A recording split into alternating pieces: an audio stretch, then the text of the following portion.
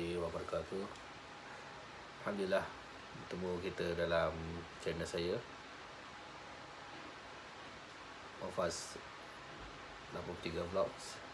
Hari ini insyaAllah kita akan kongsikan tentang Qisasul Anbiya sepenuh Ramadan ni. Kita manfaatkan dengan mengambil faedah ataupun hikmah serta ibrah dari kisah nyata manusia termulia sepanjang zaman, iaitu sirah para Nabi dan Rasul. Kitab ni dikarang oleh Syekh Abdul Rahman bin Nashih As-Sadi rahimahullah, yang mana kitab ni diterjemahkan oleh Abu Muhammad Farhan dari Indonesia, dan banyak yang manfaat kita akan kongsikan dalam pada hari ini insyaAllah. Dan pada hari ini kita akan mulai dengan bapa manusia, iaitu kisah Nabi Adam AS. Allah adalah zat yang maha agung, tiada sesuatu sebelumnya. Dia juga sentiasa melakukan apa yang dikehendakinya, tidaklah selepas suatu waktu pun dari perbuatan dan perkataan bersumber dari kehendaknya maupun keinginannya. Jadi dengan hikmah Allah Subhanahu Wa Taala, dengan zat bijaksananya Allah Subhanahu Wa Taala, seluruh syariat yang ada yang ditetapkan oleh Allah Subhanahu Wa Taala terhadap hamba-hambanya, maka tak kala itu hikmah Allah Subhanahu Wa Taala yang luas dengan ilmu yang diperolehinya serta rahmat yang sempurna untuk menciptakan, ataupun ketika itu rasa sempurnanya Allah bila mana diciptakan Nabi Adam AS. Ini di sang bapa manusia, di mana Allah Subhanahu Wa Taala benar-benar melebihkan manusia dari kebanyakan makhluknya yang lain. Allah pun mengumumkan hal itu kepada para malaikat, seperti mana dalam firman Allah Subhanahu Wa Taala, inni ja'ilun fil ardi khalifah, sesungguhnya aku hendak menjadikan seorang khalifah pengganti di muka bumi. Al-Baqarah ayat 30. Untuk menggantikan makhluk-makhluk sebelum mereka yang hanya diketahui oleh Allah juga. Allah berfirman lagi, para malaikat berkata, apakah engkau hendak menjadikan khalifah di bumi ini orang yang akan membuat kerosakan padanya dan menumpahkan darah? Surah Al-Baqarah ayat 30. Ini adalah kemuliaan para malaikat. Allah tunjukkan yang mereka ni di mana terkadang Allah menciptakan makhluk serupa dengan makhluk yang terdahulu, atau kemungkinan yang kedua. Allah Subhanahu Wa Taala mengkabarkan kepada malaikat tentang penciptaan Nabi Adam AS dan apa yang terjadi dalam keturunan beliau yang jahat. Allah pun menjawab kepada malaikat, inni a'lamu ma la ta'lamun, sesungguhnya aku mengetahui apa yang tidak kalian ketahui. Sambungan dari ayat tadi. Jadi dialah yang ilmunya mencakup segala semuanya, khususnya maslahat, manfaat yang tak terbilang, yang tak terjangkau oleh makhluknya. Allah Ta'ala mengingatkan mereka dengan dirinya, kesempurnaan ilmunya serta kewajipan mengakui keluasan ilmu dan hikmah Allah Subhanahu Wa Taala di antaranya adalah bahawa Dia tidak akan menciptakan sesuatu dengan sia-sia ataupun tanpa hikmah. Jadi kemudian Allah menjelaskan secara terperinci tentang penciptaan Nabi Adam AS, yang menciptakan Nabi dengan tangannya sebagai bentuk pemuliaan baginya atas seluruh makhluk yang Allah jadikan sebelum ni.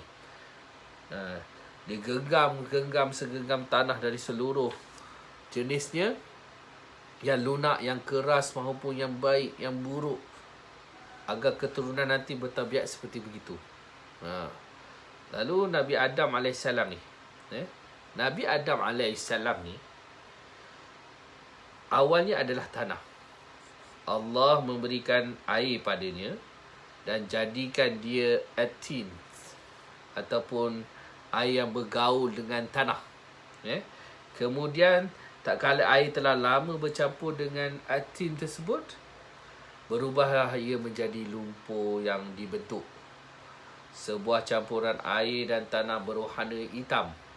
Lalu Allah Subhanahu Wa Taala pun mengeringkan setelah membentuknya. Jadilah ia seperti tembikar yang memiliki suara, di mana pada tahapan ini Nabi Adam AS masih berupa jasad tanpa roh. Setelah sempurna penciptaan beliau, ditiupkan roh kepadanya. Berubahlah jasad yang mulanya mati menjadi hidup, memiliki tulang, daging, saraf. Ada saraf-saraf kan, kita ada saraf-saraf semua ni dalam badan kita ni. Pembuluh darah,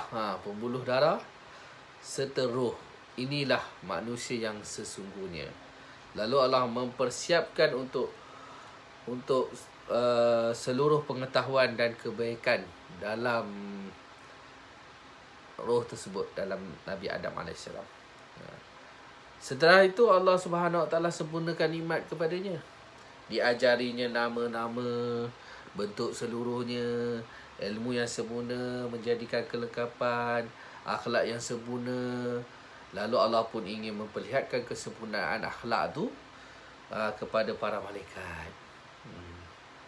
Diperlihatkan kepada malaikat, panggil dan diperlihatkan benda-benda tersebut kepada malaikat. Seraya berkata kepada mereka, ini dalam surah Al-Baqarah ayat yang ke-31. Allah berfirman dengan maksudnya, sebutkanlah kepadaku nama benda-benda itu, jika kalian memang benar orang-orang yang benar. Kalian benar ke? Ketika itu Allah suruh pada malaikat. Apa jadi?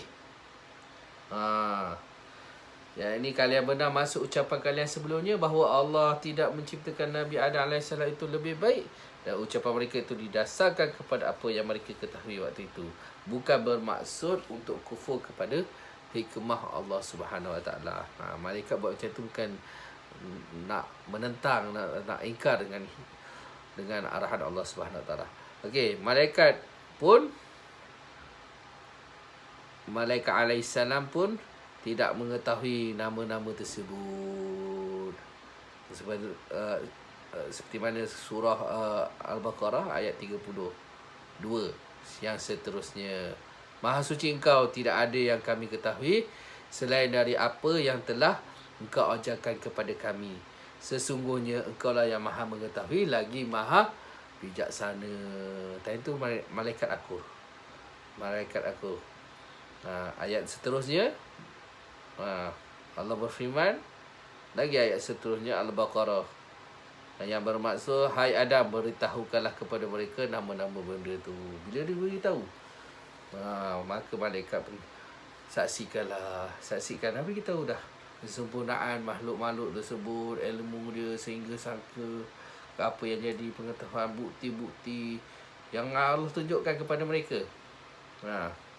Dan ketika itulah sehingga mereka kagum terhadap, serta kemudian benar-benar menghargai Nabi Adam AS. Lalu Allah ingin menampakkan pemuliaan dan perhormatan pada malaikat kepada Nabi Adam AS secara lahir batin. Maksudnya dengan berfirman ayat seterusnya,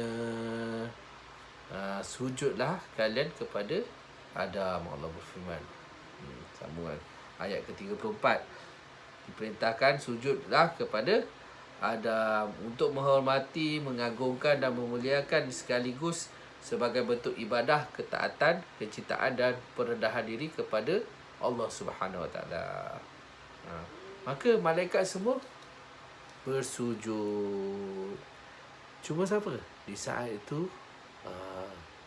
itu hanya seorang, di iblis. Di saat itu bersama mereka juga.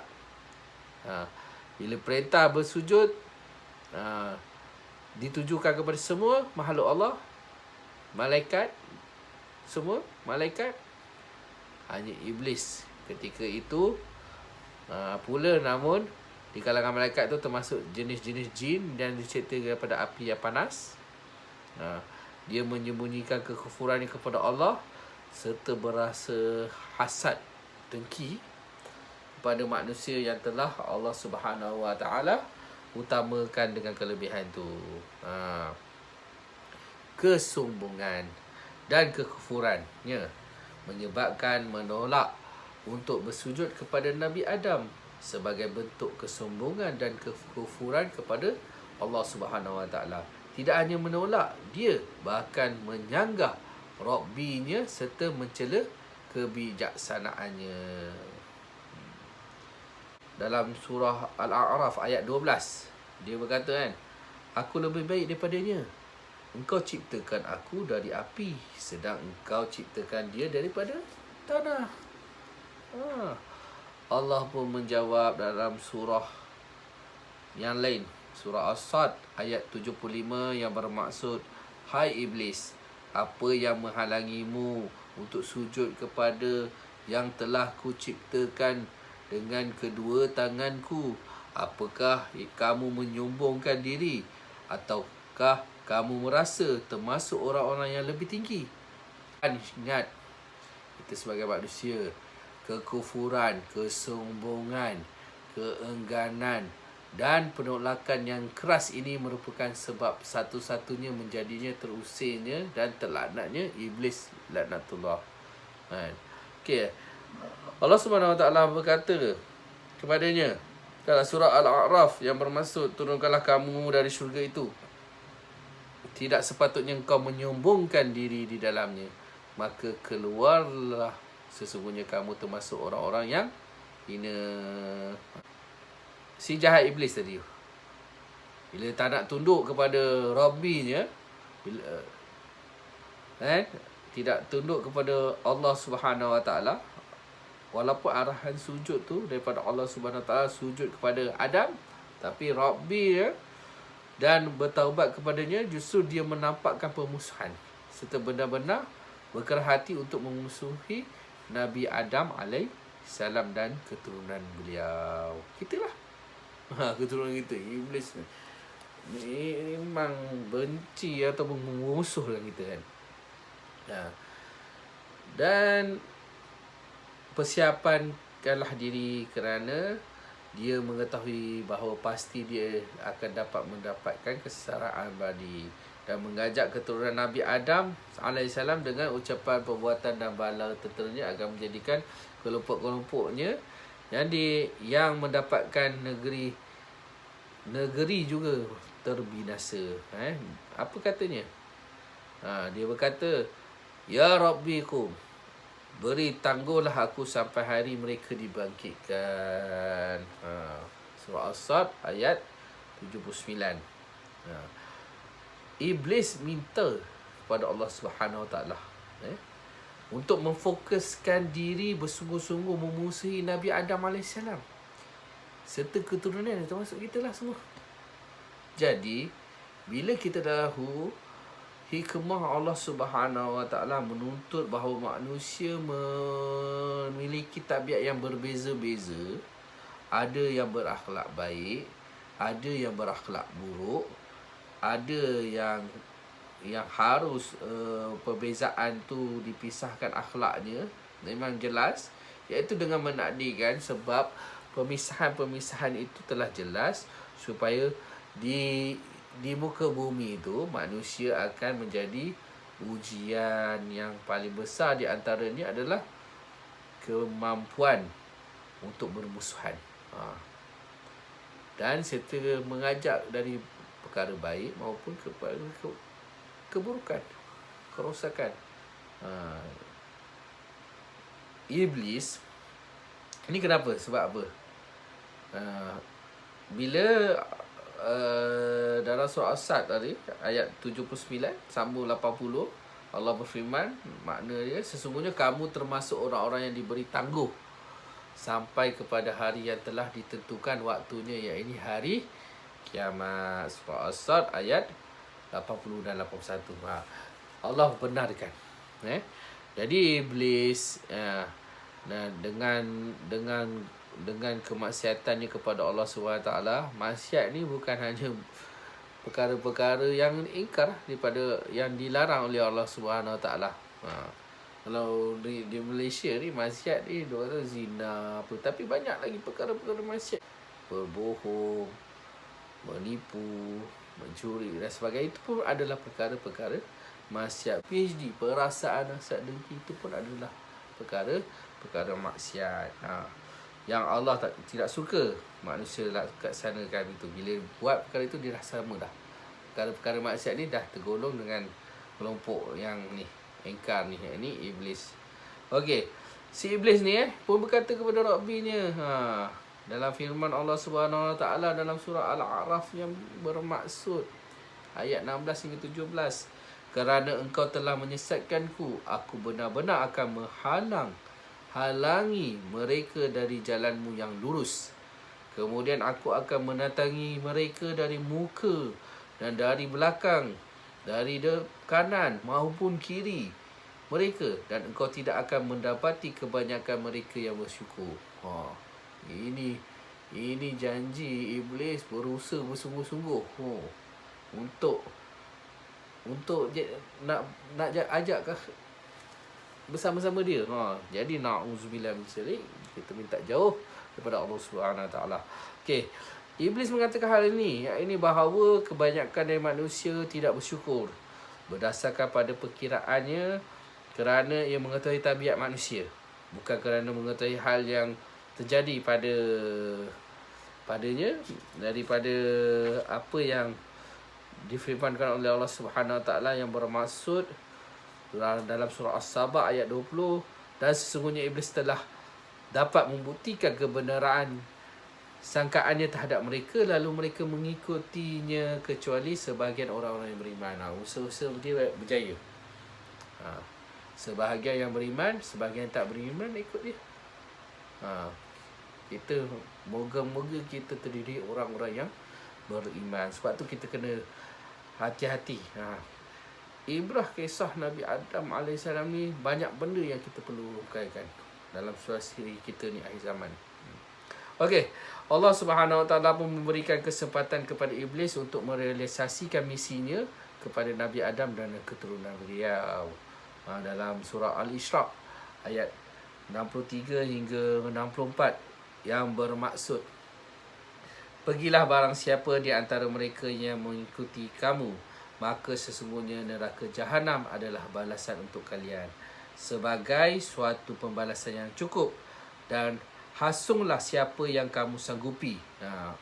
Bawalah yang siapa yang kamu sanggupi di antara mereka dengan ajakanmu, dan kerahkanlah terhadap mereka pasukan berkuda dan pasukanmu yang berjalan kaki, dan berserikat dengan mereka pada harta dan anak-anak, dan beri janjilah mereka, dan tidak ada yang dijanjikan oleh syaitan kepada mereka melainkan tipu belaka, tipuan semuanya. Ini Allah berfirman, apa yang usaha-usaha yang dilaksanakan tu, kalau syaitan berusaha dan manusia terpedaya, habislah. Kita terpedaya, tertipu, na'udzubillah min zalik. Kita minta jauh. Dalam Ramadan ni kita mengambil ibrah, berjaga-jaga dalam tindakan kita. Kita kena buat tu sebelum buat tindakan, kena berfikir apa kesan. Kesan ni baik buruk. Sebab kita ada akal, ada pedoman, ada ibrah yang kita pelajari ni. Okey, yakinlah, jadilah. Jadi kita kena ingat bahawa mudarat akan datang dalam harta pun akan dikira. Harta yang dibelanjakan, harta yang dihasilkan pun akan dikira. Termasuk makan minum kita. Maksudnya rezeki yang kita ambil ni pun kena berjaga-jaga dalam sekejap buku.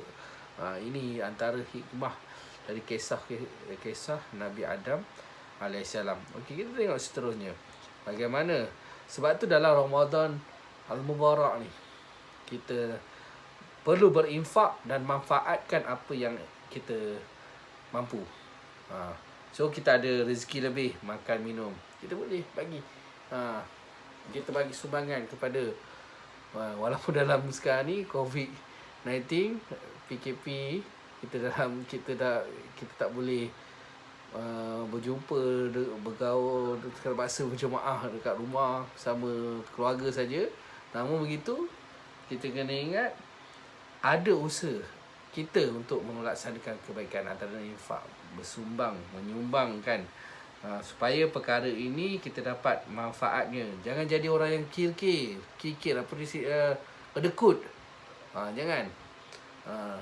Jadi kita cuba menyumbang. Inilah salah satu yang dijanjikan oleh Allah. Turunan Adam bersedekah ni banyak ganjarannya. Kita nyata musuh yang nyata, dan engkau, wahai musuh yang nyata, gunakanlah seluruh kemampuan untuk menyesatkan manusia. Allah bagi tahu. Sehingga orang yang buruk di kalangan manusia nampaknya keburukannya dan jelas kejahatannya. Itu dia dah dipengaruhi oleh iblis tu. Dan Allah Subhanahu Wa Taala tidak peduli kepada dia dan serta membiarkannya. Adapun keturunan Nabi Adam alaihissalam. Tadi kita cerita yang khusus daripada Nabi Adam, dari para nabi serta para pengikut-pengikutnya, dari kalangan yang benar, orang-orang pilihan, para wali serta kaum mukmin. Allah tidak menguasakan musuh ni terhadap mereka. Maksudnya musuh akan kedua. Iblis ni tak mampulah. Seperti mana ayat tadi, Allah cukupkan kekuatannya, kukuh dengan pendiriannya. InsyaAllah kita pun berada dalam golongan ini. Kita kukuhkan pendirian kita supaya kita dapat mengatasi apa yang diserangi kita. Itu antara senjata kita. Kita bertawakal kepada Allah Subhanahu Wa Taala, kan? Kita sempurnakan iman kita kepada Allah Subhanahu Wa Taala. Dalam surah An-Nahl ayat 99 yang bermaksud sesungguhnya setan itu tidak memiliki kekuasaan atas orang-orang yang beriman dan bertawakal kepada Allah Subhanahu Wa Taala. Okey. Selain itu, Allah membantu mereka dalam menandingi musuh-musuh yang nyata dengan banyak hal. Allah juga menurunkan kepada mereka kitab-kitabnya, terkandung di dalam ilmu-ilmu. Kita lah ni bermanfaat, mauizah, ilmu-ilmu nasihat. Hari ini alhamdulillah kita berkongsi bersama-sama untuk menasihat kita, saya dan kalian yang mendengar, supaya kita mendorong membuat kepada kebaikan serta mencegah ataupun menjauhi dari ancaman yang membuatkan perkara itu menjadi perbuatan yang mungkar ataupun perkara-perkara yang jahat. Dan perutusan para rasul ni memberikan kabar gembira kepada orang-orang yang beriman. Tapi dari kisah Nabi ni, kita dah dapat pengajaran dari Nabi Adam sampai ke Nabi Muhammad SAW. Memberikan peringatan kepada orang apa sajalah. Orang yang kufur, orang yang mendustakan, orang dan macam-macam. Allah juga menjamin bagi orang yang mengikuti petunjuk Allah dengan kita pedoman kita Al-Quran dan Sunnah. Ijma' ulama' sekali. Jadi benda tu kita kena ambil iktibar, supaya kita rasa bahawa petunjuk-petunjuk Allah tunjukkan ni, kita tidak tersesat. Kita tak sesat dekat dunia. Yang apatah lagi, kalau sesat dunia, habislah kita sengsara di akhirat. Dan malah kita akan merasa takut dan rasa sedih bila kalau kita dah tersesat di dunia, bersedih di akhirat. Syaitan ni berusaha memujuk manusia mengingkarilah. Penyempurnaan Allah menjadikan Nabi Adam AS tu, yang menciptakan Nabi Adam AS tu, dengan lagi satu, iaitu seorang wanita yang dipanggil, ataupun seorang isterinya yang dipanggil Hawa. Makhluk perlu berpasangan. Pasangan yang sejenis manusia lah. Manusia agar tenteram. Ini sempurnakan manusia. Allah ciptakan nikmat kepada Nabi Adam untuk sempurnakan ciptaannya. Cipta isteri Nabi Adam iaitu Hawa. Bila mana dalam keadaan tu selesainya pernikahan, terhimpunnya antara keduanya dan menyebarkan keturunan. Allah pun berkata kepada Adam dan Hawa, sesungguhnya syaitan merupakan musuh bagi kalian kamu berdua, maka hati-hatilah dengan sebenar-benarnya. Jangan sampai syaitan mengeluarkan kalian berdua dari syurga. Ni masa dalam syurga lagi.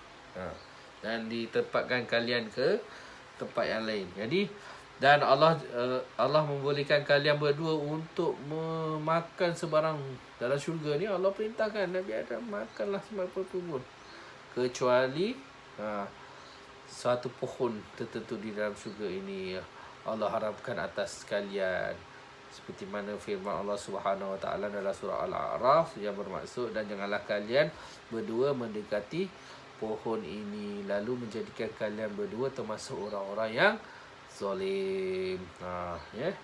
Dan Allah juga berkata kepada Adam ketika menganugerikan syurga ni, Allah bagi tahu, sesungguhnya kamu tidak akan kelaparan di dalamnya dan tidak akan telanjang, dan sesungguhnya kamu tidak akan merasa dahaga dan tidak pula akan ditimpa panas matahari di dalamnya. Okey, mereka berdua tinggal di dalamnya sesuai dengan kehendak Allah Subhanahu Wa Taala pada keadaan yang telah Allah sebutkan tadi. Okey, namun musuh ni sentiasa mengawasi, mengintai, menunggu kesempatan pada keduanya. Maka ketika sang musuh ni melihat kesenangan Adam ni terhadap syurga ni, musuh ni yang iblis tadilah. Wahai Adam, bagaimana kalau ku tunjukkan kepadamu suatu pohon? Dia berusaha. Dia masuk, jumpa juga satu pohon yang engkau makan darinya, nescaya engkau dikekalkan dalam jannah syurga ni lah. Demikian pula kerajaanmu. Dia memperdaya terus menerus si musuh ni, iblis ni, membisiki, menghiasi, memujuk, berjanji, merayu serta memberi segala pengharapan, malah kerana nasihat-nasihat secara lahiriah, namun sejatinya nasihat itu adalah nasihat muslihat terbesar. Kerana itulah kita kena ingat. Dalam ibrah ni pun mengerti, kita nak ambil nasihat kena pasti dulu. Nasihat, sumber nasihat tu dari mana? Bentar lagi kita ambil. Kadang nasihat-nasihat kita pertimbangkan. Sekarang ni kita ambil ilmu, nasihat-nasihat siapa-siapa pun boleh. Tapi bila amal dengan nasihat tu, kena pastikan kita rujuk balik supaya nasihat tu adalah tidak menjadikan muslihat terbesar ataupun menjadikan diri kita memudarat. Dalam kisah ni, ni ibrah kita ambil ni. Pengajaran yang kita boleh ambil, faedah yang kita boleh ambil dari hikmahnya. Hingga akhirnya mereka pun makan dari pohon yang Allah Subhanahu Taala larangkan dan haramkan kepada mereka. Maka tak kala itu menyantap buah mereka Adam dan Hawa menyantap buah itu, terbukalah aurat mereka sebelum tertutupi. Mulailah mereka menutupi dirinya ke daun syurga. Yang ini mereka menempelkan pada badan mereka yang terlenyap sebagai pengganti baju mereka. Mereka belum menyesal. Nampaklah segala aurat, dan seketika itu pula hukuman kemaksiatan mereka. Seperti mana firman Allah Subhanahu Wa Taala, kemudian Rabb mereka menyeru mereka, bukankah aku telah melarang kalian berdua dari pohon kayu itu, dan aku katakan kepada kalian, sesungguhnya syaitan itu adalah musuh yang nyata bagi kalian berdua.